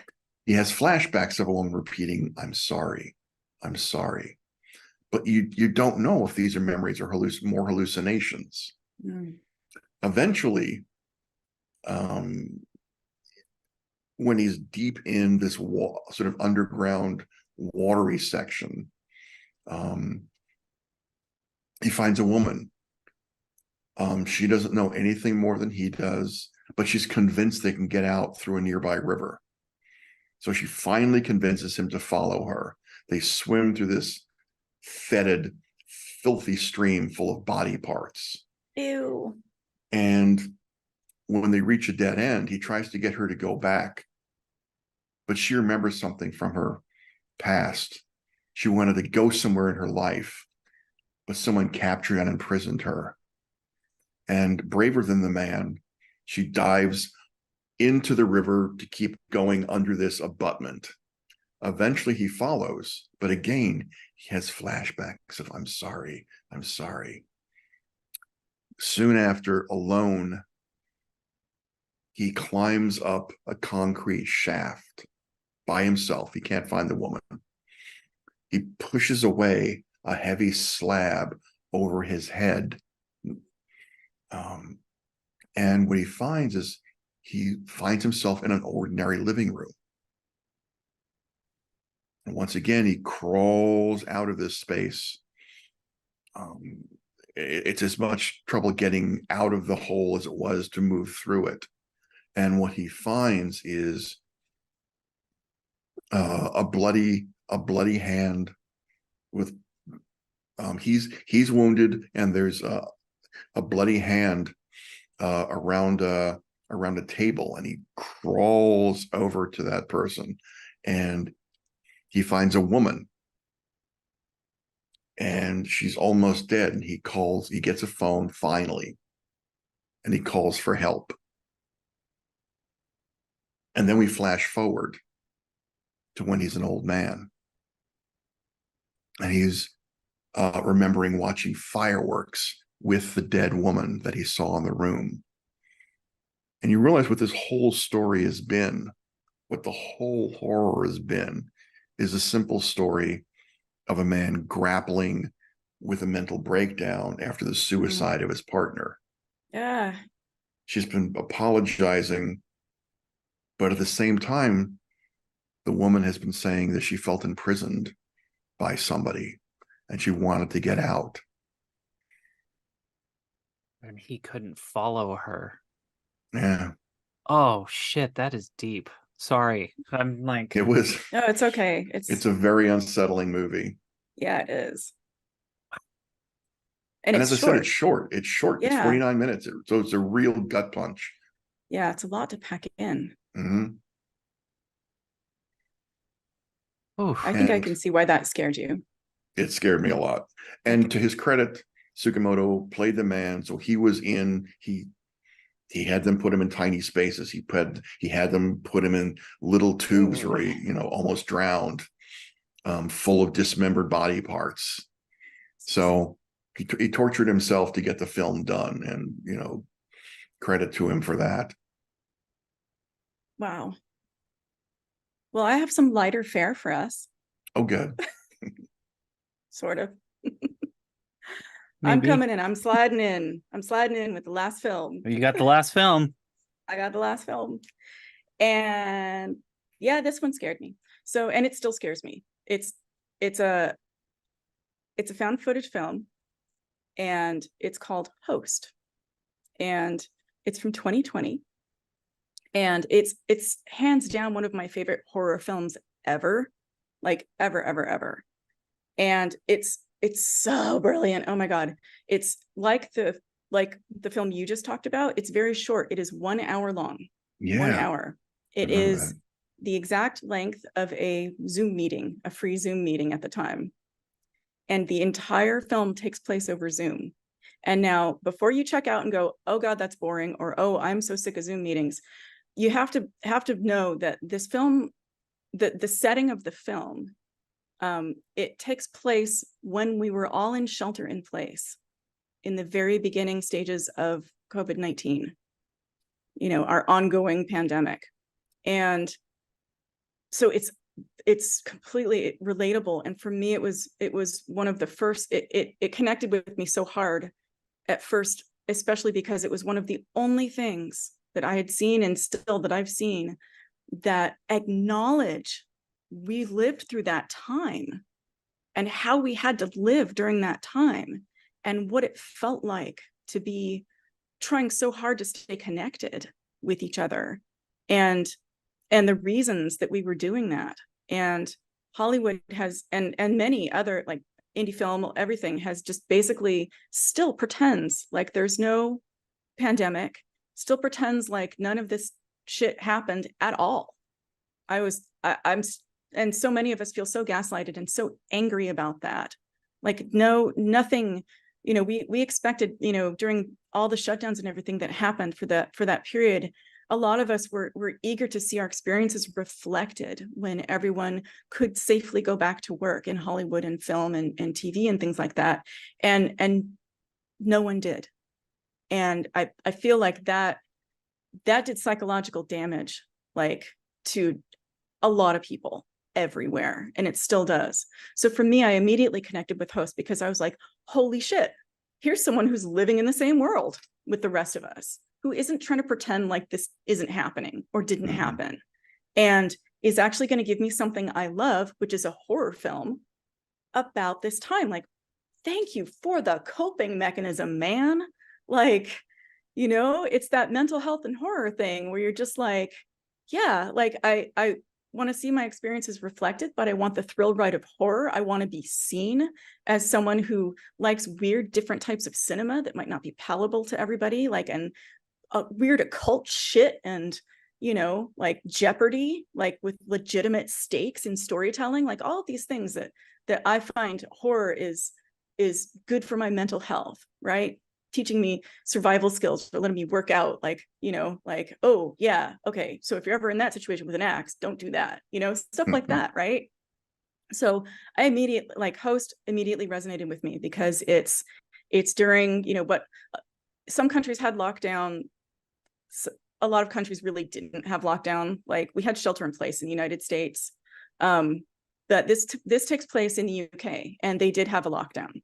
So everyone's in their rooms and stuff. And this is about 6 friends that basically have a Zoom meeting every week to connect and stay connected and talk shit. And you can tell that they're like, English kids that are, probably like college age now or something like that. And they get together once a week, and they have this thing, and they hang out and they drink. And, there's the different personalities among them all. And it's fantastic.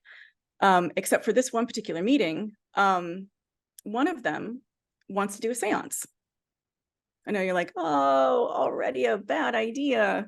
I know where this is gonna go. And so the host of the meeting convinces everybody, look, I've got this medium. She's agreed to come in our Zoom meeting and do a seance with us. Can you guys keep it together? Like, and they're like, oh yeah, the spirit world, blah, blah, blah, blah, blah. And they're like all joking about it. And they're like, let's have a drinking game. Every time she says the astral plane, we have to take a drink. And the host is like, come on, you guys, like, can you just not be obvious about this? And they're like, okay. And so they bring in the medium, and she's like, and when you get to the astral plane, and they're like, taking a sip off the camera, and like, yeah, exactly. So you can tell that, like, one of them is concerned. She's kind of the scared one, but the rest of them don't really take it all that seriously. And so she starts the seance, and one of them, the best friend of the host, starts saying, oh God, I feel something. Like, I feel something. It's Jack. Oh God, I feel something on my neck. And she describes, again, content warning for suicide. She describes this friend she had in college that killed himself. And then something happens behind the medium, and we lose her connection. And then the girl who was just feeling the thing on her neck is like, I made that shit up. I made that up. And the host is like, why did you do that? Like, she specifically said not to mock the spirits. Like, what the hell? And that's when weird shit starts happening in the backgrounds of everyone's Zoom meetings. Like, that's when, like, the oven turns on behind one girl, and you can see it while she's talking, and you're like, the oven's on behind you. Why isn't anyone telling her that? And the way this is done is that it plays with all of the things about Zoom and Zoom meetings that could possibly be turned into horror. So, as basically this malevolent spirit, they begin then trying to break the spell and get rid of the malevolent spirit, because it's becomes pretty clear it's a malevolent spirit. Like, one of the girls gets dragged away from the camera in her chair and falls over. And that happens very suddenly and very fast. And that's when you're like, oh no, this is actually happening. It's not just an oven light that went on or something like that. And so they're trying to do all these things to basically break the chain of this spell. And the spirit is basically like manifesting in ways that one would fuck with a Zoom meeting. So one of the girls, she's like, I hear something in the house. And they're all on their laptops and they're all on their phones. And they're like, okay, we'll go with you. We'll go with you. Like, let's go. Let's walk over there and take a look together. And she, walks over to the door, and she's like, I think I hear something come up in the attic. And they're like, okay, just put your phone up there. Just put your phone up there. We'll tell you if we see anything. And we see someone hanging in the corner in the attic. And she doesn't.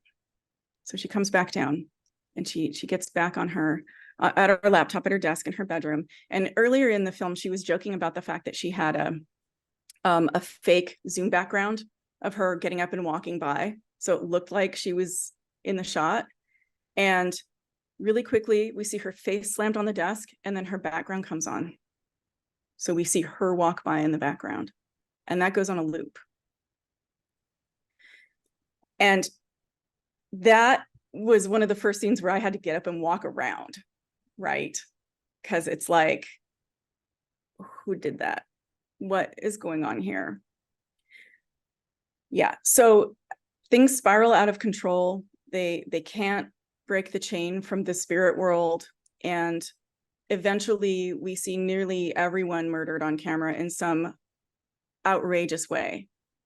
But I think the scariest scene for me, like the truly scariest scene, so there's one of the girls, she's kind of that typical cute girl, like she's blonde and adorable, and she's always like, she's the one on the meeting that always has like the bunny ears, like the little, you know, like the filters, you know, so she has like a little bunny ears or bunny nose or like whatever and stuff like that. And there's a spirit in her house, and she like pans her laptop around, and the way that we know that is that it does that on something that we can't see that's standing in the corner. Yeah. So we know it found a face. And she's like, fuck. And she's in a studio, and she like goes to her kitchen, and she grabs a bag of flour, and she sprinkles the flour all over the floor, which is smart, right? Because, you know, can't see it. So, and then we see footsteps in the flour coming toward her. She screams, and I know I have goosebumps again. She screams and runs and gets under the covers in her bed. And she's like crying and crying. And we only like see her little eye. And she's like crying and crying and crying. And I mean, that scene, like that just the filter on the imaginary face in the corner has made me never really want to use filters like that ever. Because I don't want them to see something behind me that I don't know is in the room with me. Mm-hmm. So anyway, thank you, filmmakers of Host, for giving me real, true pandemic horror. Yeah. But like horror that like I can relate to in like every way. And incredible performances. Every single actor did all of the shots themselves. They did all the lighting themselves, everything. Like it's fantastic. It's so good, and it's such a talented group of people. I mean, they basically shot the whole thing with their laptops and iPhones, right? I mean, that's the entire film. Yeah, I love that. Yeah. I actually heard about this just in kind of like the independent filmmaking world and stuff like that, because of how brilliantly novel they went about like putting it together, like in the same way that Blair Witch did. Like that was novel. Yep. And I may have not watched it because it sounds like it would terrify the living heck out of me, but reasons. Yeah, for real, I spend too much of my life on Zoom, so there's that. I can't traumatize myself that badly. Well, it's interesting that you mentioned Blair Witch, because our next episode is about found footage horror. And we will be talking about the Blair Witch Project. And I was tempted to save Host for that, but I feel for me, we'll talk about it some more, and the way that it was made and why it's so fucking effective. Yeah. But yeah, our next episode, found footage. We're going to Blair Witch country, kids.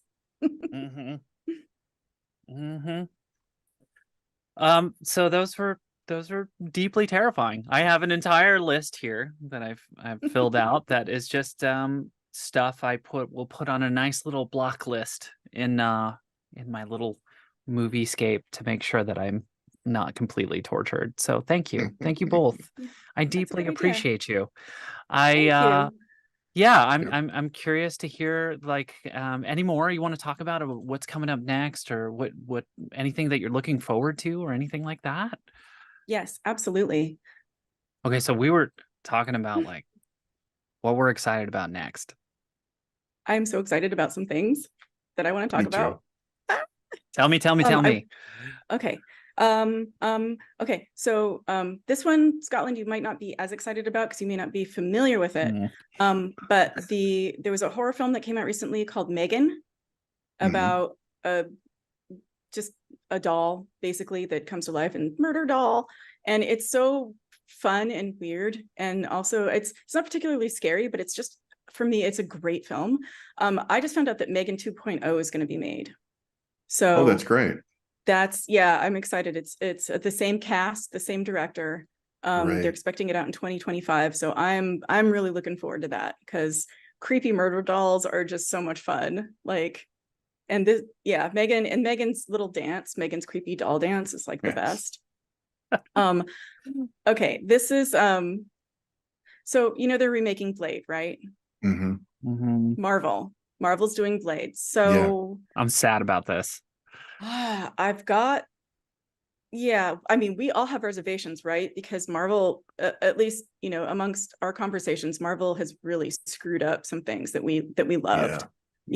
Like they seem afraid to take risks and out of ideas, and they're just regurgitating like a lot of the same tired stuff from the same people, and we're all kind of over it, right? So they're doing Blade, so that makes us worried, right? But I found out that there's a new director on it. It's Van Damage, and he did Lovecraft Country. Which I loved, and I wish there had been more of. I mean, I love the book, and I love the series as well. Big fan. So that made me kind of go, and I found out that the female lead cast in it is Mia Goth. Oh, that's cool. That's which a good choice. I love her. Like, I love her to pieces. She would axe murder me to pieces, I'm sure. And that would be her love, which I will gladly accept. So that kind of made me go, I might actually be looking forward to that. I mean, at the very least, I'm going to see it for sure. Like, I have to. Like, it's definitely completely required reading or seeing, sorry. And then so I discovered this film that's coming out, and it's going to be out this year, and it's going to be out in time for Christmas, and I'm so excited. It's called There's Something in the Barn. Something in the Barn? Something in the Barn, and it's a horror comedy about an American family that inherits their uncle's estate in Norway. So they go there to, inherit the estate and live in Norway and, be amongst the Norway people. But one of the taglines for the film is "Respect your elf." Respect your elf. Apparently there's like an evil elf, like Christmas style elf that lives in the barn, and things just go shit crazy sideways from there. The trailer is so fun looking. Oh, great. Like, it's just completely the kind of thing that you're gonna want to get together with your horror friends and watch for sure. It's going to be great Christmas viewing. We could just sit around and watch that in a barn to make it extra creepy. That would be great. Yeah, I'm in. That would be great. Maybe we'll stream that. We'll see. Okay. All right, Richard, what about you? What you looking forward to? Well, one of the things is an older film. Well, actually, a collection of older films. Arrow Video, who do amazing collections. They're sort of the Criterion Collection for crazy people. And Arrow is doing a Hellraiser box set called Quartet of Torment. It's the first 4 Hellraiser movies with a lot of supplements and extras. But the thing that really makes me interested is the film Hellraiser Bloodline, which is the film in which we actually go all the way back to the 18th century and meet Le Marchand, who built the box. He's the toy. We meet the toy maker finally. And it's the story of basically his bloodline, starting from making the box all the way to the future, like in space. Hellraiser in space? It's Hellraiser in space. It gets to space. Yeah. Let's go. But the original version is very wonky. It's one of those films where you can see there's a lot of great ideas here, but this is not coming together. But in the box set, they have a work print of the original movie. It's not the original director's cut, but it's as close to it as anyone can get. And it substantially changes the film, apparently. What? So I'm really rearranges stuff, the chronology. So I'm really looking forward to that. Awesome. Yeah. And you were talking about your Christmas movie. I'm curious And I have a lot of reservations about Eli Roth has a new movie called Thanksgiving that's Oh based yeah. on the trailer he made for Grindhouse, that Tarantino Rodriguez project that was out a few years ago. So he actually took that little like 2-minute trailer of a Thanksgiving horror movie and made it real. And I'm curious. I have very mixed feelings about Eli Roth's output, but it just seems Agree. like something that you kind of have to see if you're into horror. Yeah. Oh, I'll probably watch it for sure. Yeah, me too. I'll definitely see it. Yeah. There's one other film I'm really looking forward to. It's called Dr. Jekyll, and it's Eddie Izzard Yes. Oh, playing Dr. 100%. Jekyll. yes. I'm in. Subscribe. Right? Like, Really, subscribe. really. Just subscribe. Just Yep. brilliant. It's Cool. brilliant casting. Okay, When is- I'm do you know looking forward to when? that now. Yeah. It was just released overseas. It hasn't made it over here yet. I can't find it on streaming, but everybody Okay. keep your eye out for it. It sounds really fascinating. I'm I'm in. super looking forward to. I don't have anything that I'm looking forward to next, but I've got a palate cleanser cozy thing for everybody. Given Aw. the fun Japanese films that you mentioned, it reminded me of something that I think is delightful to watch. That is kind of a family drama. That Oh, you're incorporating all the themes. yeah, Yes. it's not and it's not horror. It's a show that was released in like 2016, 2017. It's a Japanese TV series called Samurai Gourmet.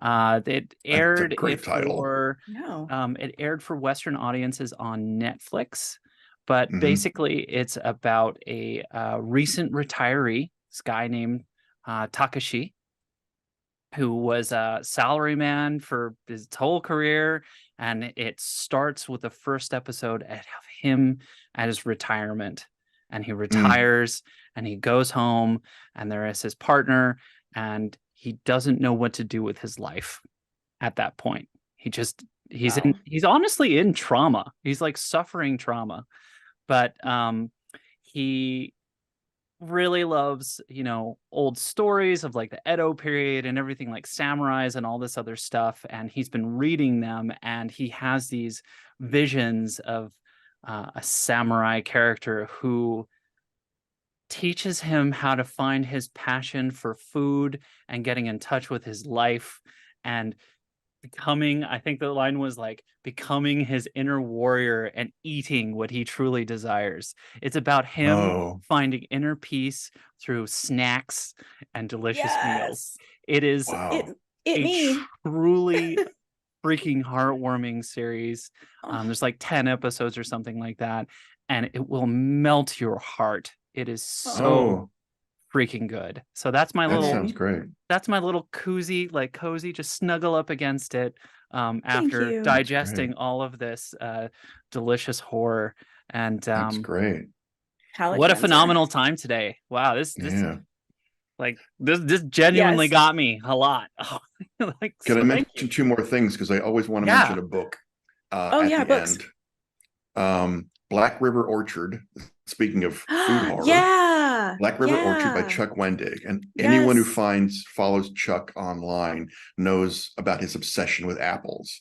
So he finally wrote a novel in which he turns that love of apples into something really dark and frightening. The other book I want to mention is The Reformatory by Tananarive Due.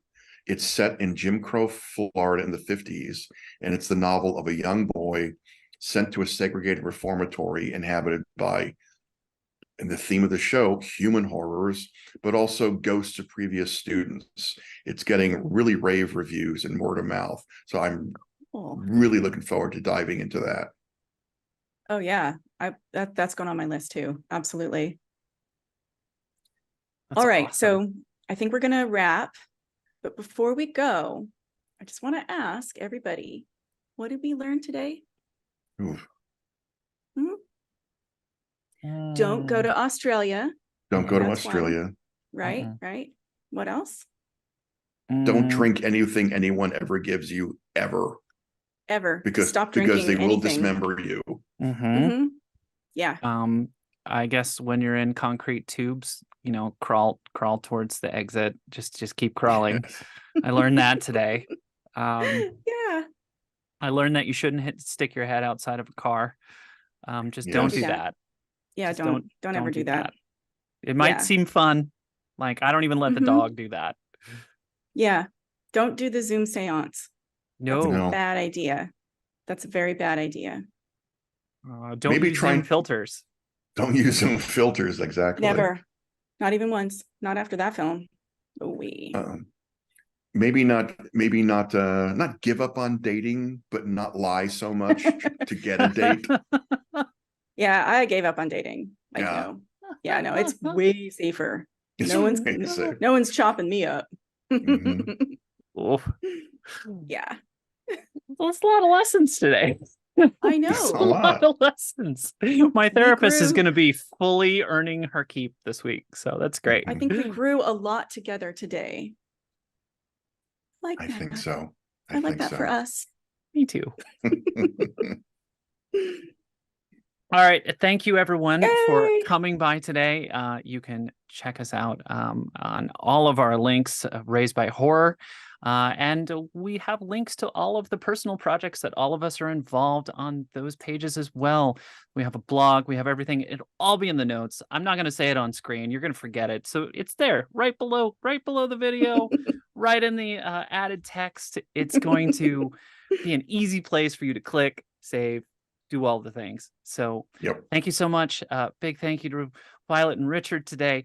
And we'll see you next time. Next time. Next time. Okay. Bye. Okay, I think. All right. And